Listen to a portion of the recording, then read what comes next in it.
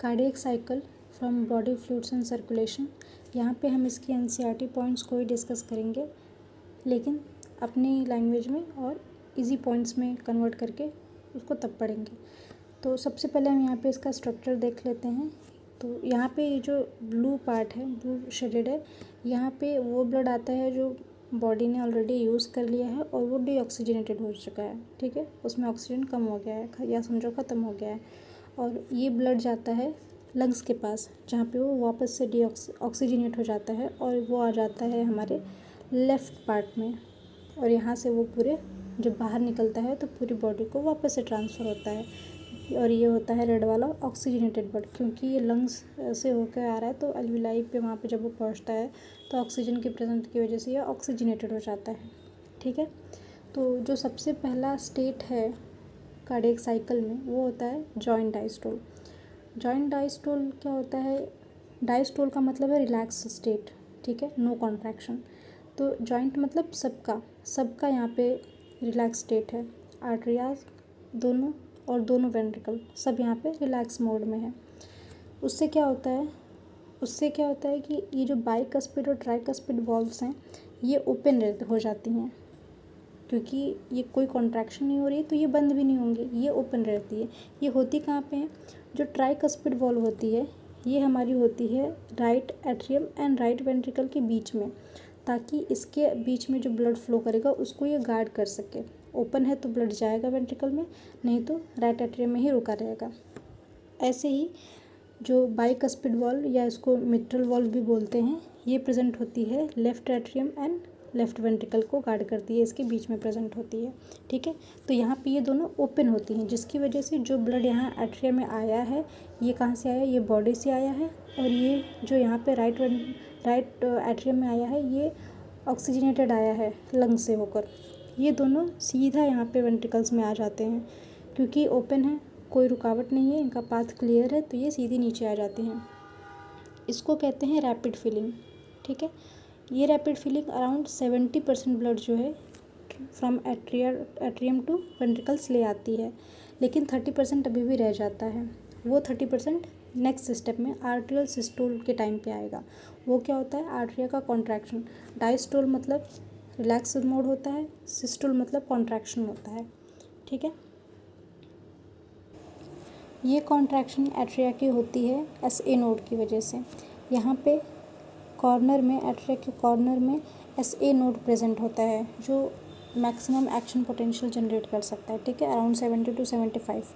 तो ये जब एक्शन पोटेंशियल जनरेट करता है तो इसकी वजह से आर्टरिया कॉन्ट्रैक्ट करती है।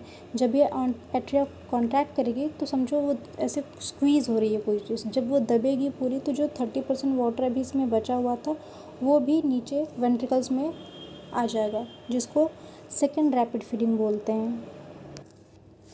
First rapid filling joint diastole के टाइम पे हुई with 70% of blood flow. Second rapid filling arterial systole के टाइम पे हुई विथ 30% ऑफ ब्लड फ्लो। ठीक है, नेक्स्ट होता है वेंट्रिकल सिस्टोल, यानी अब वेंट्रिकल दोनों जो हैं वो कॉन्ट्रैक्ट करेंगी। इसमें क्या होता है? अब जब ये वेंट्रिकल्स कॉन्ट्रैक्ट करती हैं तो bicuspid and tricuspid valves close हो जाती हैं, और इसके वेंट्रिकल्स को जो गार्ड कर रही थी सेमिलुनर वॉल्व, ये क्या करती है? ये गार्ड करती है कि वेंट्रिकल से जो ब्लड बाहर जाएगा उसको ये रोक के रखती है अगर बंद है तो। ठीक है, सेमिलुनर वॉल्व्स का यही काम होता है, दोनों वेंट्रिकल्स में प्रेजेंट होता है। एक जो है उसको पल्मोनरी आर्टरी से रोक के रखेगी राइट वेंट्रिकल में, और लेफ्ट वेंट्रिकल में अओर्टा में जाने से रोकेगी, जब ज़रूरत पड़ेगी तब जाने देंगे। ठीक है, तो जब ये वेंट्रिकल्स कॉन्ट्रैक्ट करते हैं तो ऊपर आर्टरिया में जो ट्राइकस्पिड और बाइकस्पिड वॉल्व्स थी ये बंद हो गई, और सेमिलुनर की जो वॉल्व्स थी वो ओपन हो गई प्रेशर की वजह से। वेंट्रिकल्स सिस्टोल कर रहा है ना, या कॉन्ट्रैक्ट कर रहा है तो अंदर प्रेशर बढ़ रहा है, तो ये ओपन हो गई, जिसकी वजह से अब जो वेंट्रिकल्स में जो ब्लड भरा हुआ था जो एट्रिया से आया था वो अओर्टा में और पल्मोनरी आर्टरी में चला जाता है।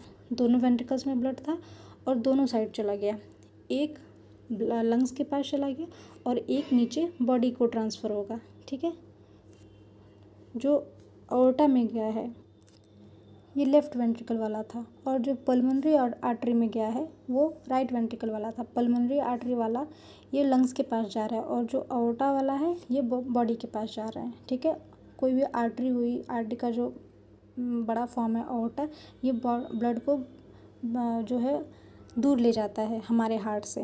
और यहाँ पे पल्मोनरी लिखा भी है, तो पल्मोनरी का रिलेशन हमेशा हमारे लंग्स से होता है, यानी ये पल्मोनरी आर्टरी ब्लड को कहाँ पे लेके जा रही है, लंग्स तक लेके जा रही है। इसके बाद होता है वेंट्रिकल डायस्टोल, यानी कि अब जो वेंट्रिकल्स हैं वो भी रिलैक्स मोड में आएगी। ठीक है, अब ये रिलैक्स मोड में आ गई तो सेमिलुनर वॉल्व जो ओपन हुई थी वो फिर से क्लोज हो जाएगी, और जो bicuspid and tricuspid valves close हो गई थी उसके कॉन्ट्रैक्शन से, वो फिर से उसके रिलैक्स करने के साथ ओपन हो जाएंगी।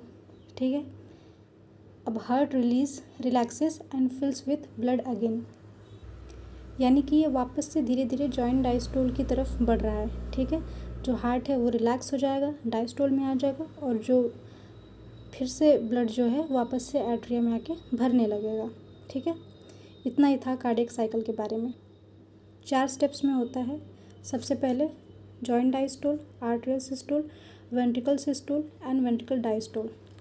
और इसमें मेजर क्या है, जब जॉइंट डायस्टोल होगा तब यहाँ पे सब कुछ रिलैक्स में होगा। सब कुछ रिलैक्स में होने की वजह से ये वॉल्व्स पे प्रेशर नहीं पड़ेगा, तो ये ओपन हो जाएंगी। सेमिलुनर वॉल्व क्लोज रहेगी, और ब्लड जो है ईजिली 70% जो है वेंट्रिकल्स में भर जाएगा। इसके बाद एट्रिया जो है वो कॉन्ट्रैक्ट करेगी, और उसकी कॉन्ट्रैक्शन की वजह से 30% जो ब्लड बाकी था वो भी वेंट्रिकल्स में आ जाएगा। अब वेंट्रिकल्स कॉन्ट्रैक्ट करेंगी, जिसकी वजह से bicuspid and tricuspid valve close हो जाएगी, सेमिलुनर वॉल्व ओपन हो जाएगी, और जो वेंट्रिकल्स में जो ब्लड भरा हुआ है वो वेंट्रिकल से बाहर चला जाएगा।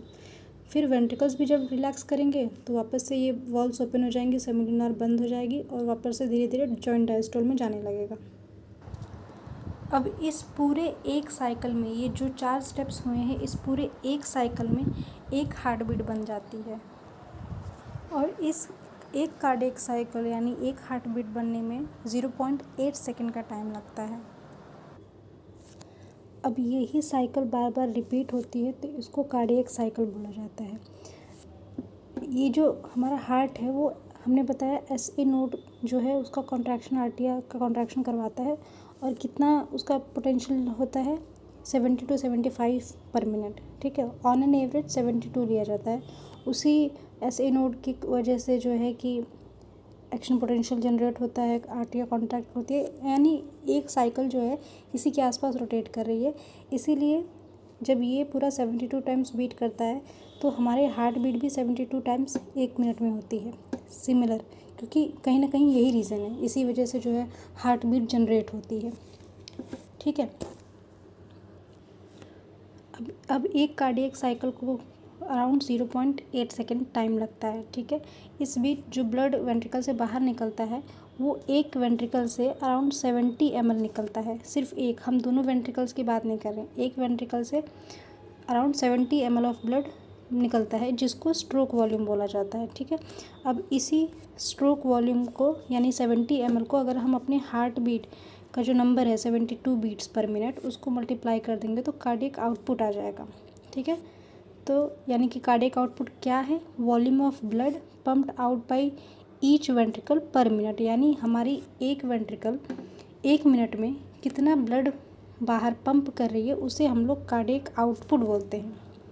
ठीक है, और ये कितना होता है, अराउंड 5000 ml या फिर 5 लीटर एक हेल्दी इंडिविजुअल में।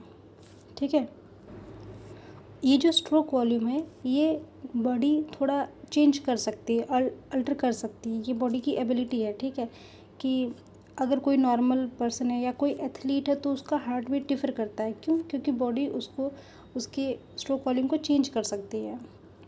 अब अगर स्ट्रोक वॉल्यूम चेंज हुआ तो कार्डियक आउटपुट, क्योंकि उसी से जो है number of heart beat 72 times multiply हो रही है, तो कार्डियक आउटपुट भी चेंज हो जाएगा। इसीलिए कहते हैं कि कार्डियक आउटपुट एक एथलीट का जो स्पोर्ट्स खेलते हैं और एक नॉर्मल ऑर्डिनरी मैन का कम होता है एज़ कम्पेयर टू एथलीट, उसका ज़्यादा होता है। ठीक है, अब ये जो कार्डियक साइकिल होती है इसमें 2 साउंड्स निकलते हैं। ठीक है, पहला साउंड होता है लब, द फर्स्ट साउंड इज़ लब and the second heart sound is dub. ये कैसे निकलते हैं, जो फर्स्ट हार्ट साउंड होता है लब, ये वॉल्व की क्लोज होने के साउंड्स होते हैं। Closure of tricuspid and bicuspid valve, जब ट्राइकस्पिड और बाइकस्पिड वॉल्व बंद होती है, क्लोज होती है, तो लब साउंड यानी फर्स्ट हार्ट साउंड निकलता है। और जो डब साउंड है ये सेमिलुनर वॉल्व के क्लोज होने पर साउंड आता है। ठीक है, तो ये दो साउंड्स हमारे हार्ट से आते हैं and is associated with semilunar valve. ठीक है, these sounds are of clinical diagnostic significance. Next हम इलेक्ट्रोकार्डियोग्राम डिस्कस करेंगे, जिसको हम लोग ईसीजी मशीन भी बोलते हैं। ठीक है, ये थोड़ा सा मेंशन किया है कि कैसा साउंड आता है, वो सब बताया गया है। यहाँ से देखते हैं this type of machine, machine के आगे ब्रैकेट बना के लिखा है इलेक्ट्रोकार्डियोग्राम, यानी जो मशीन ये रीडिंग लेती है उसको इलेक्ट्रोकार्डियोग्राफ बोलते हैं। और जो रीडिंग आती है, जो ग्राफिकल रिप्रेजेंटेशन है, उसको हम लोग इलेक्ट्रोकार्डियोग्राम बोलते हैं, ईसीजी। ठीक है, ये ग्राफिकल रिप्रेजेंटेशन होता है एक कार्डियक साइकिल का। एक हार्ट है, उसकी कार्डियक साइकिल में क्या क्या चेंजेस हैं, कैसे हार्ट बीट हो रहा है, उसका पूरा ग्राफ में रिप्रेजेंट हो जाता है। और इससे काफ़ी चीज़ें पता चलती हैं हार्ट के बारे में, सब कुछ नॉर्मल है या नहीं। अब एक पेशेंट का अगर हमको उसके हार्ट का जो डायग्राम है, वो कार्डियक साइकिल का जो ग्राफिकल रिप्रेजेंटेशन है, उसको समझना है, तो उसको जनरली नॉर्मल कंडीशन में 3 इलेक्ट्रिकल लीड्स लगाई जाती हैं, 2 हर ईच रिस्ट पे। ठीक है, ईच रिस्ट पे एक एक लीड लगाई जाती है और एक लेफ़्ट एंकल, 3 हो गए टोटल। दोनों रिस्ट पे एक एक लीड लगाई जाएगी और एक लेफ़्ट एंकल पे लीड लगाई जाती है, जो हम हार्ट की एक्टिविटी को मॉनिटर करते हैं। ठीक है, अगर ज़्यादा हमको डिटेल में जानना है, ठीक है, बहुत डिटेल इवैल्यूएशन करनी है, तो हम मल्टीपल लीड्स उसके चेस्ट पर भी लगा देते हैं। ठीक है, here we talk about standard ECG. अब हम स्टैंडर्ड ईसीजी के बारे में डिस्कस करेंगे। सबसे पहले ये है पी वेव, टोटल पी से टी तक गिवन है, जिसमें सबसे पहले हम पी वेव को देखेंगे कि इसका पी वेव जब बनती है उसका क्या मतलब होता है। इसका मतलब होता है इलेक्ट्रिकल एक्साइटेशन। एक्साइटेशन को हम लोग डीपोलराइजेशन या फिर कॉन्ट्रैक्शन से रिलेट करेंगे। ठीक है, किसका पी वेव हमेशा आर्ट्रिया की कॉन्ट्रैक्शन को बताएगा। ठीक है, आर्ट्रिया हमारी कॉन्ट्रैक्ट कर रही है अगर पी वेव यहाँ पे दिख रहा है तो। ठीक है, नेक्स्ट इज़ क्यूआरएस कॉम्प्लेक्स। ये क्यूआरएस कॉम्प्लेक्स देख के ही लग रहा है कि उल्टा वी बना हुआ है, इसलिए हम इसको याद रखेंगे कि ये जो है कॉन्ट्रैक्शन यानी डीपोलराइजेशन ऑफ वेंट्रिकल से रिलेटेड है।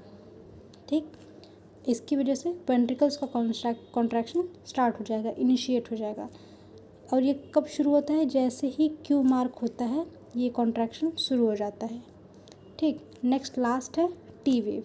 टी वेव है जो वेंट्रिकल्स कॉन्ट्रैक्ट हुई थी वो वापस से अपने रिलैक्स मोड में आ जाती हैं, यानी रिपोलराइजेशन स्टेट में आ जाती हैं। यहाँ पे लिखा है return of ventricle from excited to normal state, यानी कि रिपोलराइजेशन, अब वो कॉन्ट्रैक्ट नहीं रिलैक्स मोड में है।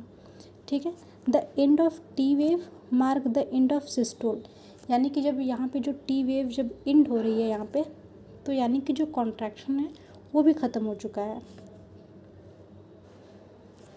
ठीक है, वैसे तो ये सबका जो ग्राफिकल रिप्रेजेंटेशन हार्ट का होता है लगभग सभी इंडिविजुअल्स का सेम होता है, सबका सेम शेप आता है।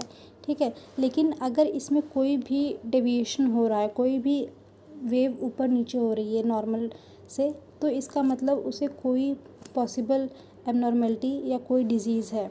ठीक है, इसीलिए ये जो ईसीजी है, इसका जो ग्राफिकल रिप्रेजेंटेशन है, ये बहुत ही काम आता है किसी भी क्लिनिकल सिग्निफिकेंस में, किसी बीमारी है या नहीं कोई, ये सब चेक करने के लिए इसका बहुत यूज़ होता है। इसीलिए यहाँ पे लिखा है it is of great clinical significance. ठीक है, तो इसमें हमने कार्डियक साइकिल और ईसीजी के सभी major points, almost all the NCERT points discuss की है, सारे कॉन्सेप्ट। ठीक है, बाकी टॉपिक्स हम दूसरी वीडियो में कवर करेंगे।